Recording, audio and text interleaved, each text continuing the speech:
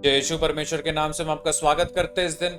आज हम पढ़ेंगे स्तोत्र ग्रंथ अध्याय 24 पद संख्या 3 और 4। प्रभु के पर्वत पर कौन चढ़ेगा, उसके मंदिर में कौन रह पाएगा? वही जिसके हाथ निर्दोष और हृदय निर्मल है, जिसका मन आसार संसार में नहीं रमता, जो शपथ खाकर धोखा नहीं देता। मेरे भाई और बहनों, परमेश्वर के मंदिर में जब हम आते हैं, हमें पहला चीज देखना है कि हम कहाँ खड़े। जिस प्रकार हम पहले पूर्ण दिन से हम उस चरवाहा के बारे में पढ़ रहे थे, आज हम अपने बारे में भी। वचन कहता है जब हम उसके उपस्थिति में आते, क्या हमारे हाथ पाप से रंगे हुए, क्या इस संसार के जीवन में इस चीजों में रहने में हमें मजा आता। मेरे भाई और बहन, हम पाप स्वीकार में जाते तो हम जाकर बोलेंगे फादर हम ऐसा ऐसा किए क्योंकि उसने मेरे साथ ये किया, उसने मेरे साथ वो किया, इसलिए फादर हम पाप में गिरे, ये वो। क्या हम पूर्ण रूप से सच्ची में स्वीकार करते हैं? क्योंकि शरीर से अगर हम स्वीकार करेंगे तो हम फिर जाकर पाप में गिरे।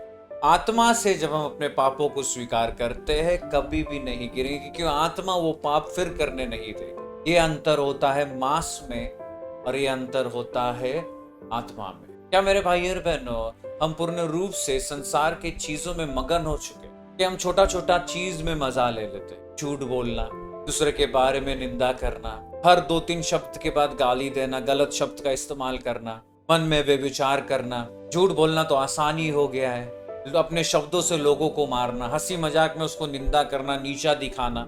ये सब छोटा छोटा चीज अगर हम फिर भी कर रहे हैं, अभी तक कर रहे हैं, तो अभी तक हम पूर्ण रूप से परमेश्वर में बदले नहीं।